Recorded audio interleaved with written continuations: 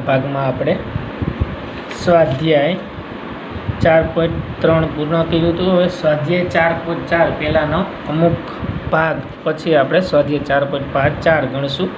તો સ્વાધ્યાય 4.4માં શું ગણવાનું છે? ઉપનિષાયક અને સહઅવયવ, આ બે શબ્દ ઉપનિષાયક અને સહઅવયવની સમજ મેળવવાની છે 4.4માં. તો ઉપનિષાયક કોને કહેવાય અને સહઅવયવ કોને કહેવાય? બરોબર છે. તો પેલી ઉપનિષાયકની વાત છે.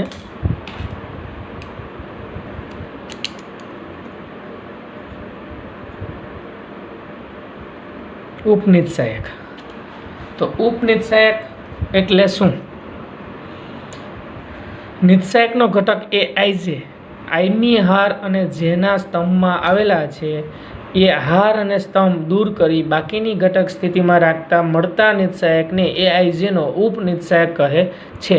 આની વ્યાખ્યા છે જેને એમ આઈજે વડે દર્શાવે. દાખલા તરીકે તમને એમ કહે છે, અહીંયા કોઈ A11, A12, A13 આપ્યા છે, A21, A22, A23, A31, A32 અને A33. આવો કોઈ એક નિષાયક છે. કોઈ ઘટકનો ઉપનિષાયક મેળવવાનું કે જેને એમ વડે દર્શાવે. M11 એટલે પહેલો ઘટક અને એનો ઉપનિષાયક. તો ઈ હાર અને ઈ કોલમ આ નથી લેવાનું. એના સિવાયના જે 4 ઘટકનો નિષાયક લેવામાં આવે એને ઉપનિષાયક કહેવાય. તો આ હાર અને કોલમ બાદ કરતાં શું વધે છે? A22, A23, A32, A33. બરાબર, આ એનો ઉપનિષાયક M11 નો હોય. હવે આવા કેટલા મળે? 9 ઘટક મળે. બરાબર. હવે એમને એમ કહે કે M33 એટલે ત્રીજા ઘટકનો ઉપનિષાયક. તો આ હાર અને આ કોલમ નથી લેવાનું. બાકીની જે સ્થિતિમાં છે એમને મૂકી દેવાના. A11, A12, A21 અને A22. બરાબર, સમજાય? એટલે આ 33 ની હાર અને કોલમ કાઢી નાખો. એના સિવાયના જે 4 ઘટક વધે એનો ઉપનિષાયક કહેવાય છે. હજી એક આપણે લઈ લઈએ A22. A22 મેળવવાનું થાય M22. તો વચ્ચેની હાર અને કોલમ લેવાની નથી. હાર અને કોલમ નથી લેવાની તો શું વધશે? A11, A13 એટલે A11, A13, A31, A33. આ ઉપનિષાયક વાત કરી શેમાં? 3/3 માં. હવે એવો પ્રશ્ન થાય કે કદાચ 2/2 આવે તો શું મેળવવું? તો 2/2 હોય તો એનો સામેનો ઘટક એનો ઉપનિષાયક કહેવાય. એનો સામાન્ય ઘટક ઉપનિષાયક. કારણ કે વ્યાખ્યા પ્રમાણે શું કહેવાય છે? જે ઘટક જેમાં આવેલો હોય એની હાર અને કોલમ સિવાયનો ઘટક લેવાનો થાય. દાખલા તરીકે A22 ની વાત કરી તો આ હારમાં આવેલો છે, આ કોલમ અને આ હારમાં આવેલો છે. તો વધ્યું શું? A33. એટલે 2/2 હોય તો એનો સામેનો ઘટક લેવાનો થાય. 2/2માં જે ઘટક આપ્યો એની સામેનો ઘટક એનો ઉપનિષાયક થાય. A22 નો ઉપનિષાયક A33 થાય અહીંયા 2/2માં. A32 નો ઉપનિષાયક A23 થાય. બરાબર. તો આ ઉપનિષાયકની વાત હતી. ઉપનિષાયક એટલે જે ઘટક જ્યાં આવેલો છે એ હાર અને એ કોલમ નથી લેવાની. એના સિવાયના બધા જ ઘટકોનો નિષાયક લેવામાં આવે તો એને ઉપનિષાયક કહે છે. હવે ઉપનિષાયક પછી સહઅવયવ. એના પછીનો ટોપિક છે સહઅવયવ. સહઅવયવ એટલે શું? બરાબર. સહઅવયવ કોને કહેવાય છે? તો સહઅવયવની અંદર તમારે જે ઉપનિષાયક આપણે મળ્યો છે જેના આગળ -1 ની i પ્લસ j ઘાત લેવામાં આવે. -1 ની i પ્લસ j એટલે કે હાર અને કોલમનો સરવાળો કરી અને અહીંયા જે મળે એનો ઉપનિષાયક. તો ઉપનિષાયક જે મળ્યો છે એના હાર અને કોલમનો સરવાળો કરી -1 ની ઘાત લેવામાં આવે એટલે આપણે અહીંયા શું મળે છે? ઉપનિષાયક મળે છે. બરાબર. તો -1 ની i પ્લસ j ઘાત. હવે દાખલા તરીકે આગળ આપણે ઉપનિષાયક મેળવ્યા હતા એના સહઅવયવ મેળવવા હોય જેને a વડે દર્શાવવામાં આવે છે. A11 તમને A11 કીધું હોય તો -1ની 1 + 1 ઘાત ઉપનિત સહાયક, એ 1 1નો ઉપનિત સહાયક આપણે શું મળ્યો હતો? 2 2 3 2 2 3 3 3 આ મળ્યો હતો. તો ઈનો અહીં મૂકી દેવાનો થાય, એ 2 2 એ 2 3 એ 3 3 3 2 અને 3 3. પણ આગળ શું આવશે? -1ની i + j ઘાત. ટૂંકમાં આપણે કહીએ તો આપણે જેનો ઉપનિત્સાયક મેળવતા હોય એની આગળ આપણે આવો એક નિત્સાયક લઈ લઈએ, નિશાનીનો સહઅવયવ. સહઅવયવમાં આ ઘટકનો સહઅવયવ લેવાનો આવે તો આગળ પ્લસ લેવામાં આવે, minus plus minus plus minus plus minus minus, એટલે કે વિકર્ણ સિવાયના કોઈ પણ ઘટક આવે એના ઉપનિત્સાયકની આગળ માઇનસ લેવામાં આવે તો એનો સહઅવયવ મળે. બરોબર છે? એટલે i + j ઘાત કરો તો આ જ વસ્તુ આવશે. હવે આપણે શું વાત કરી છે કે આ ઘટકનો સહઅવયવ મેળવવો છે, આ ઘટકનો 1 1નો, તો એની આગળ પ્લસ રાખવાના. આ ઘટકનો મેળવવો છે તો માઇનસ રાખવાના. આ ઘટકનો એ 1 3નો મેળવવો છે તો આગળ પ્લસ રાખવાના, અથવા ઘાતનો સરવાળો. આ બે રીતે આપણે ઉપનિત્સાયકમાંથી સહઅવયવ મેળવશું. ઉપનિત્સાયક અને સહઅવયવ માત્ર એટલો જ ફેર છે, ઉપનિત્સાયકની આગળ જો આ બધી નિશાનીઓ મૂકવામાં આવે જે તે ઘટકની તો સહઅવયવ મળે છે. તો ઉપનિત્સાયક અને સહઅવયવ બંનેના ક્યાંના સરખા થશે? વિકર્ણમાં ઉપનિત્સાયક અને સહઅવયવ સરખા થશે. વિકર્ણ સિવાયને જે 4 ઘટક વધ્યા હોય એના સહઅવયવ શું થશે? ઋણ થશે. ઋણ હોય તો ધન થશે. બરોબર છે? તો આ સહઅવયવની વાત હતી. સહઅવયવમાં સૂત્ર આવડવા છે એનું, -1ની i + j ઘાત ઉપનિત્સાયક. ઉપનિત્સાયક આપણે શીખા, જે હાર અને કોલમ નહીં લેવાના, એના સિવાયના ઘટકો અહીંયા મૂકી દેવાના. બરોબર છે? હવે ઉદાહરણ 20 ઉપનિત્સાયક અને સહઅવયવ વાળું. તો ઉદાહરણ 20માં 2/2 નો અહીંયા એક આપ્યો છે ને એમાં તમને અહીં કીધું છે 1 - 2 4 3 ના ઉપનિત્સાયક અને સહઅવયવ શોધો. તો ઉપનિત્સાયક અને સહઅવયવ આપણે મેળવવાના છે. તો પહેલાં તો આપણે આના બધાના ઉપનિત્સાયક મેળવી. તો અહીંયા શું આવશે? a11 એટલે m11. ઉપનિત્સાયકને આપણે શેના વડે દર્શાવી?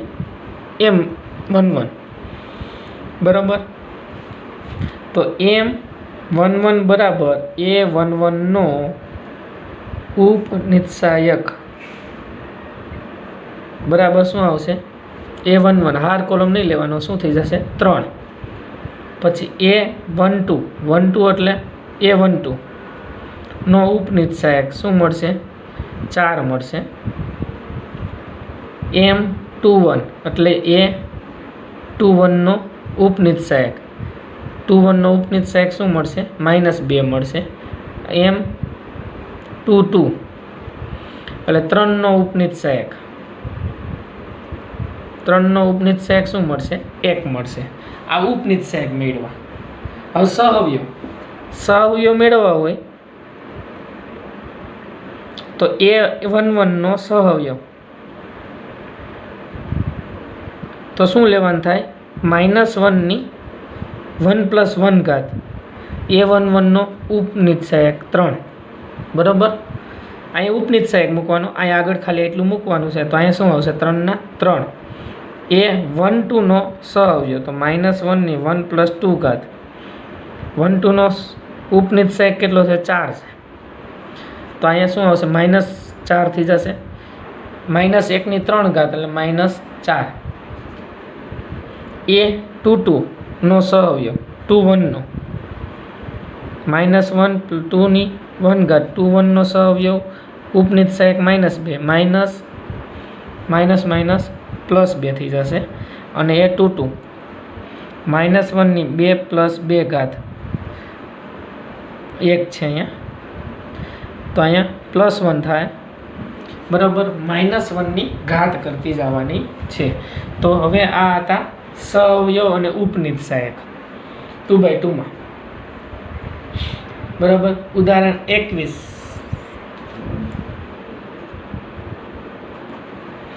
એમાં 3/3 નો એક નિશ્ચાયક આપ્યો છે. ડેલ્ટા બરાબર A11 A12 A13 21 22 23 31 32 અને 33 ઉપનિશ્ચાયક ને સહઅવયવ શોધો. બરાબર. નીચેના ઘટકોના A11 અને A21 નો ઉપનિશ્ચાયક ખાલી બે જ ઘટકના મેળવવાના છે. કેના A11 અને A21 ના ઉપનિશ્ચાયક અને સહઅવયવ બંને મેળવવાના છે. તો ઉપનિશ્ચાયકની વાત કરી. A11 નો ઉપનિશ્ચાયક, તો A11 નો ઉપનિશ્ચાયક A11 ની હાર અને કોલમ નથી લેવાની, તો શું વધશે? A22 A23 A33 32 અને 33 આ ઉપનિશ્ચાયક મેળવો. બરાબર. ઉપનિશ્ચાયકનું વિસ્તરણ પણ કરી શકાય. આમાં વિસ્તરણ આપ્યું છે. અહીંયા શું આવશે? A22 into A33 minus A32 minus into A23. અગ્ર વિકરણમાંથી પશ્વ વિકરણ આપણે વાત કરી છે એમ જ. હવે આનો સહઅવયવ કહે તો શું થાય? નો સહઅવયવ હોય તો શું આવશે? -1 ની 1 + 1 ઘાત, બાકીનું બધું એમને શું હતું અહીંયા? A22 into A33 minus A32 23, તો -1 ની 2 ઘાત એટલે +1. તો આનો આ જ જવાબ આવશે. બેનો સહઅવયવ સરખો થશે. આપણે આગળ શીખાડતા કે 1 1 એટલે આ વિકર્ણનો ઘટક આવે. વિકર્ણનો હંમેશા સહઅવયવને ઉપનિશ્ચાય બે સરખા થાય, અહીં પ્લસ આવે એટલે. જો અહીંયા હોત તો માઇનસ થાય. હવે આપણે આ મેળવવાનું 2 1 આ ઘટક. તો આ ઘટકનો ઉપનિશ્ચાયક અને સહઅવયવની નિશાની કેવી થશે? ઉપનિશ્ચાયકની જે નિશાની મળશે એની વિરુદ્ધ નિશાની અહીંયા મળશે, કારણ કે આપણે આગળ શીખાતા કોષ્ટક આ ઋણ લેવાનું છે. બરાબર. અથવા -1 ની ઘાત કરો, બે સરળ જ રહે છે. હવે A21 છે, એની હાર અને કોલમ નથી લેવાની, તો શું વધશે? 1 2 1 3 3 2 અને 3 1 ઉપનિશ્ચાયકમાં. A21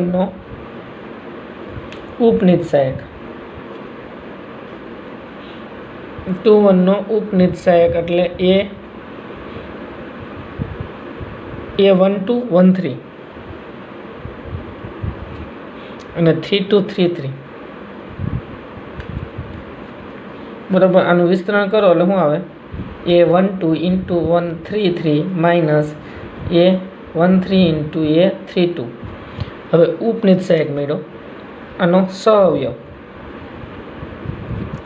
લે તો -1 ની 2 + 1 ઘાત, બાકીનું બધું એમને 1 2 3 3 માઇનસ 3 2. તો અહીંયા શું આવશે? 3 ઘાત એટલે માઇનસ આવશે. 1 2 3 3 1 3 3 2. બરાબર. આમાં શું કહેવા માગે છે કે સહઅવયવમાં માત્ર શું કરવાનું? ઉપનિશ્ચાયક જે મળ્યો હોય એની આગળ શું મૂકવાનું? -1 ની હાર અને કોલમની સંખ્યાનો સરવાળો કરવાનો છે. બરાબર છે. તો ઉપનિશ્ચાયક અને સહઅવયવની વાત કરી. હવે ઉદાહરણ 22.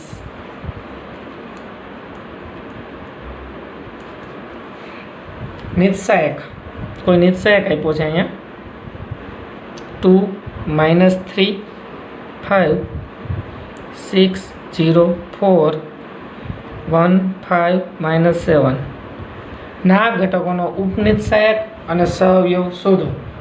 બરાબર. પછી ચકાસો કે A11 ઇન્ટુ A31, અહીંયા સ્મોલ છે એ શું છે? ઘટક દર્શાવે છે, અને કેપિટલ છે એ સહઅવયવ દર્શાવે છે. ખાસ ધ્યાન રાખજો, કેપિટલ A હોય એ સહઅવયવ હોય.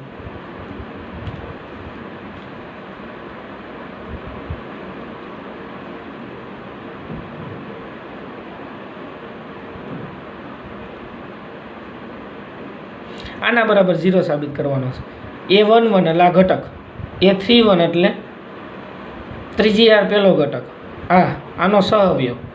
આ બેનો ગુણાકાર, આનો સહઅવયવ ગુણાકાર, આનો ગુણાકાર બરાબર 0 સાબિત કરવાનું. પહેલાં તો આપણે શું ગોતવાના છે?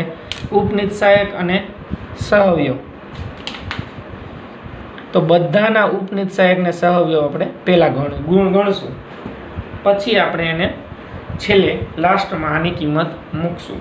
એમ એટલે ઉપનિત સહાયક, એ એટલે સહઅવયવ. ખાસ ધ્યાન રાખજો, બે ભેગું જ મેળવતા જશું, જેથી આપણે વારંવાર લખવું ન પડે.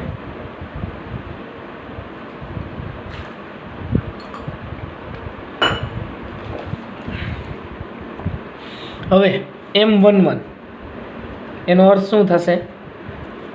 પહેલા ઘટકનો ઉપનિત સહાયક શું આવશે? 0, 4, 5, -7. તો શું આવશે? બરોબર, 7 × 0 એટલે 0, 0 - 20 બરાબર -20. આ શું મળ્યું? M11. M11 ઉપરથી A11 મેળવવા માટે શું આવે? -1 ની 1 + 1 ઘાત -20 બરાબર શું થાય? -1 ની 2 ઘાત એટલે +1 એટલે -20 ના 20 જ રહેશે. હવે M12 બીજી હારનો પહેલો ઘટક, પહેલી હારનો બીજો ઘટક, -3 લીધો, -3 નો ઉપનિત સહાયક, કોલમ હાર. તો શું વધશે? આ કોલમને હાર નથી લેવાની. 6, 1, 4 - 7, 6, 1, 4 - 7. આનું વિસ્તરણ કરો, -42, 6 × 42, -4 -46.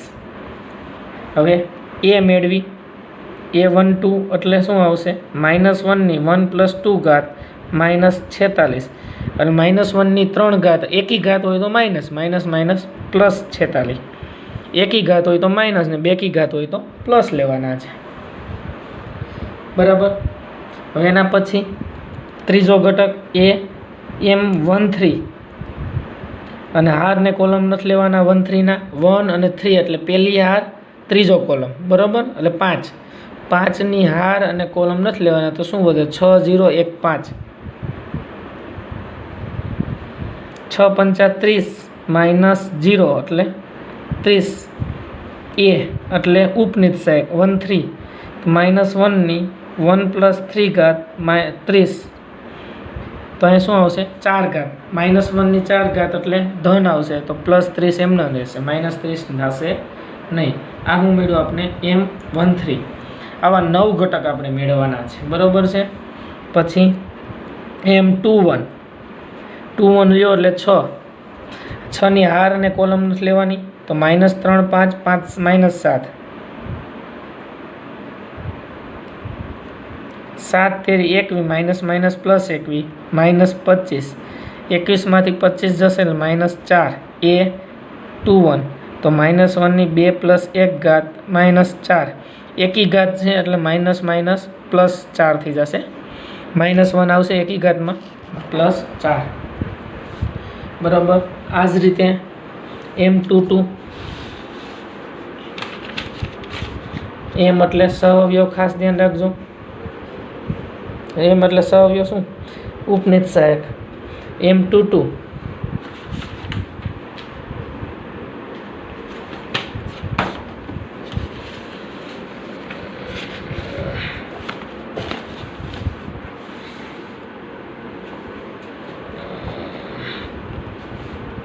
એટલે અહીંયા બીજો ઘટક નથી લેવાનો. હવે 6 ના ઉપનિત સહાયક થશે. તમને અહીંયા નહીં દેખાય, સામે રકમ નથી, બરાબર છે. ટ્રાય કરું, બરાબર, અહીંયા છે. તો આ 6 ના ઉપનિત સહાયક લેવાના છે.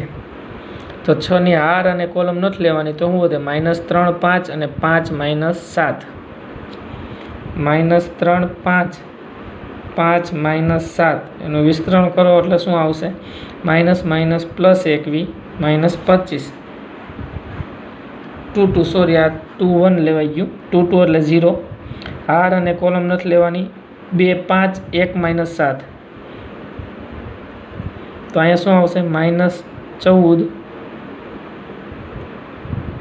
+ 5, -14 + 5 એટલે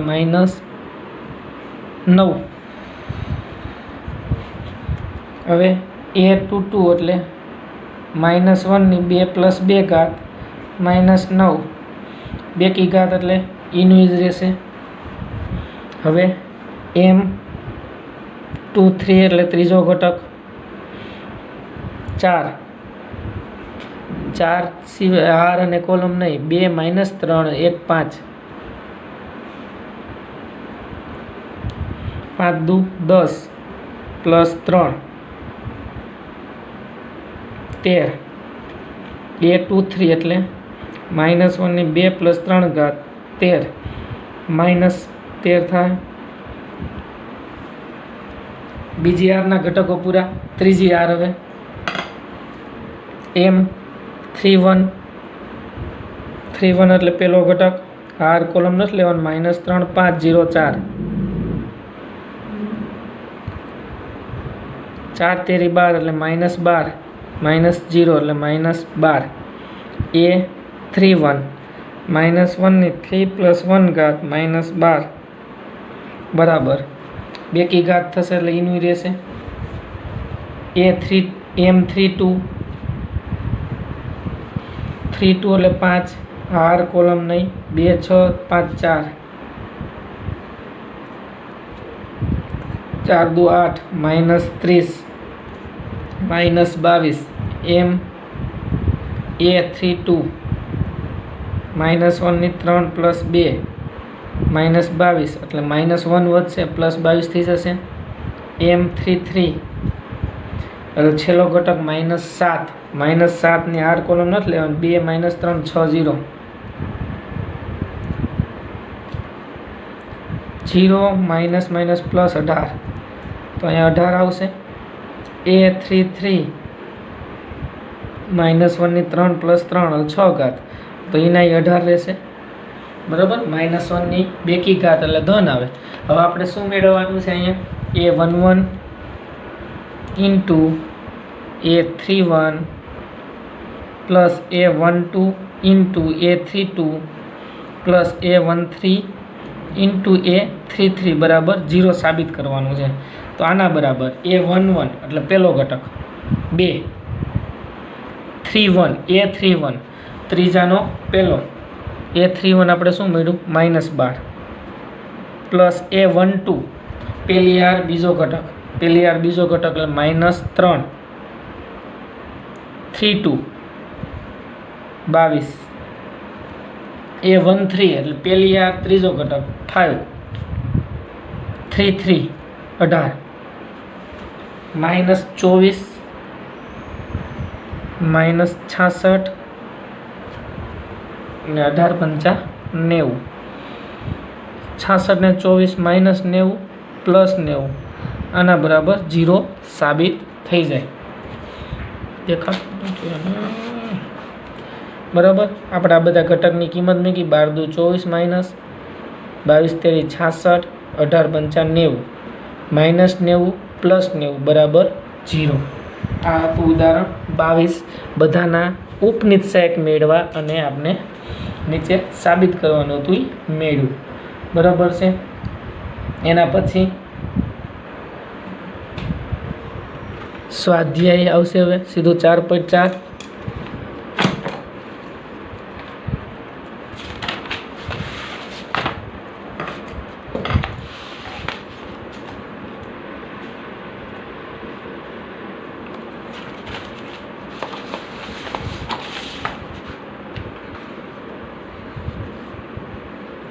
એમાં પેલો 2 - 4 2 4 -0 3 ના પ્રત્યેક ઘટકના ઉપનિશ્ચાયકના સહઅવયવ શોધો. બરાબર છે. તો આના ઉપનિશ્ચાયક અને સહઅવયવ શોધવાના છે. તો ઉપનિશ્ચાયકના સહઅવયવ મેળવવા માટે આપણે સીધા જ શું કરીશું? એના ઘટકના સામેના ઘટક લેવાના થશે. હવે m11 એટલે આની સામેનો 11 ની સામેનો 3 a11 બરાબર શું થાય? -1 ની 1 + 1 ઘાત * 3 એટલે 2 કી ઘાત એટલે 3 ને 3 વધશે. M12 એટલે 4 ની સામેનો ઘટક 0, તો એ 12 0 જ થશે. બરાબર. આ સહઅવયવ છે ને આ ઉપનિત સહાયક છે. M21 તો 0 ની સામેનો -4, તો A21 બરાબર શું થાય? -1 ની 2 + 1 એટલે એકી ઘાત -4, એકી ઘાત હોય એટલે -1 આવે, -1 ગુણ્યા -4 એટલે +4.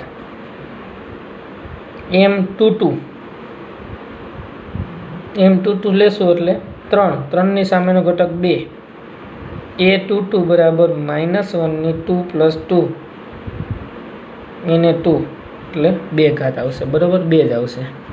આ 4.4 નો બીજો ACBD તો M11D. બરાબર. તો A11 બરાબર શું આવશે? -1 ની 1 + 1 D, તો +D જ આવશે. M12 C ની સામેનો B, A12 બરાબર -1 ની 1 + 2 ઘાત ઇન્ટુ B એટલે -B થશે. M21 એટલે B ની સામેનો ઘટક C, તો A21 બરાબર -1 ની 2 + 1 ઇન્ટુ C -C થશે. M22 તો A22 બરાબર શું થાય? -1 ની 2 + 2 ઘાત ઇન્ટુ A -1 ની 4 ઘાત એટલે +A. બરાબર. આ તો ઉપનિત સહાયકના 2x2 ના. હવે ત્રીજો દાખલો.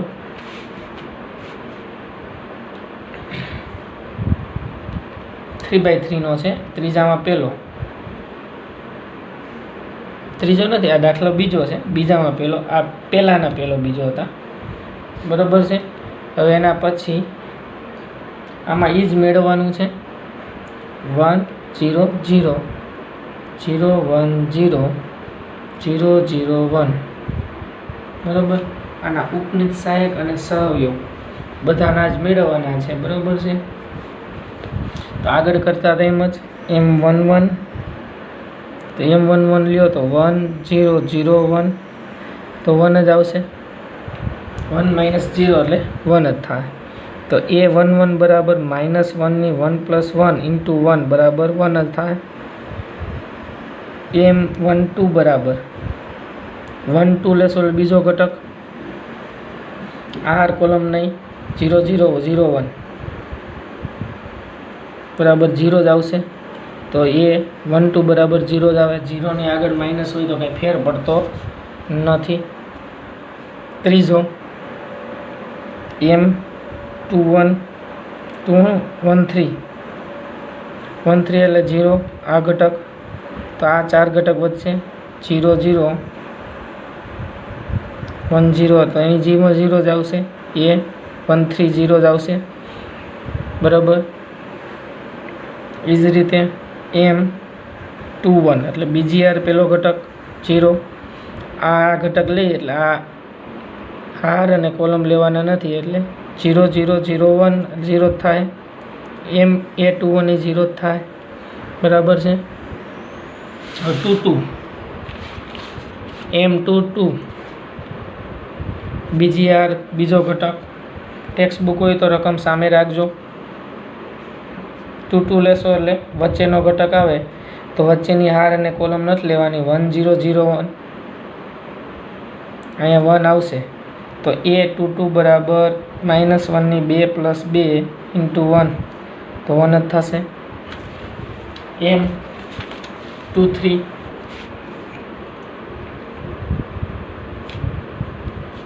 ત્રીજો ઘટક 1 0 0 0 શું થશે? 0, તો A23 0 જ થશે. A31 એટલે M31 પહેલો ઘટક 0 0 1 0 એ 0 જ થશે. તો A31 એ 0 જ થાય. A32 વચ્ચેનો ઘટક તો 1 0 0 0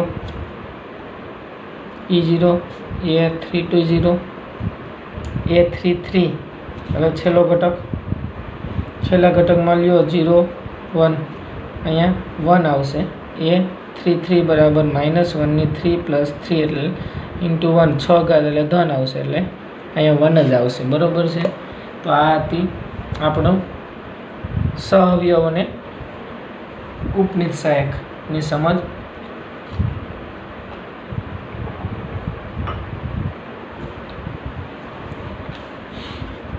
એના પછી બીજો આવો જ દાખલો છે સહઅવયવ અને ઉપનિત સહાયક મેળવો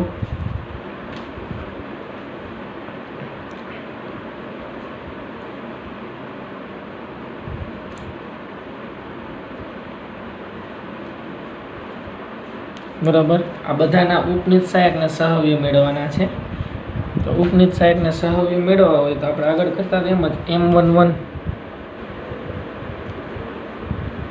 પહેલા ઘટક 5 -1 1 2 5 દુ 10 માઇનસ પ્લસ 1 એટલે 11 તો A11 બરાબર -1 ની 1 + 1 ઇન્ટુ 11 તો 11 જ વધશે M21 12 બરાબર છે M12 લ્યો એટલે વચ્ચેનો ઘટક R કોલમ નથી લેવાની તો 3 -1 0 2 3 દુ 6 ખાલી 6 જ આવશે -0 A12 બરાબર -1 ની 1 + 2 ઘાત ઇન્ટુ 6 -6 થઈ જશે M13 એટલે છેલ્લો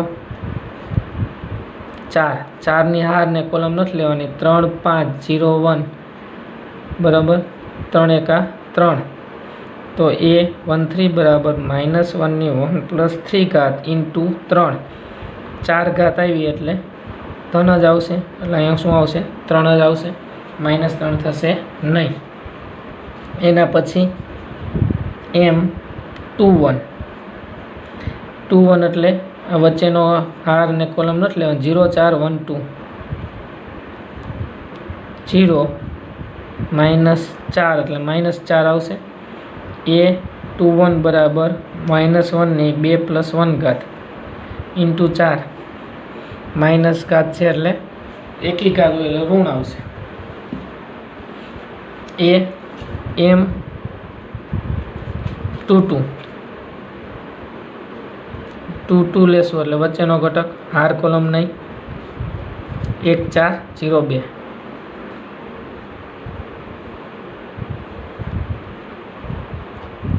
2 એકા 2 A22 બરાબર -1 ની 2 + 2 ઇન્ટુ 2 એટલે 2 જ આવશે M23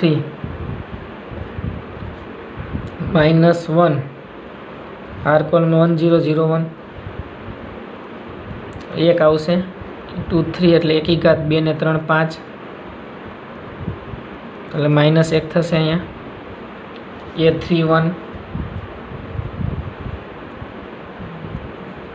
M31 એટલે પહેલો ઘટક આર કોલમને 0 4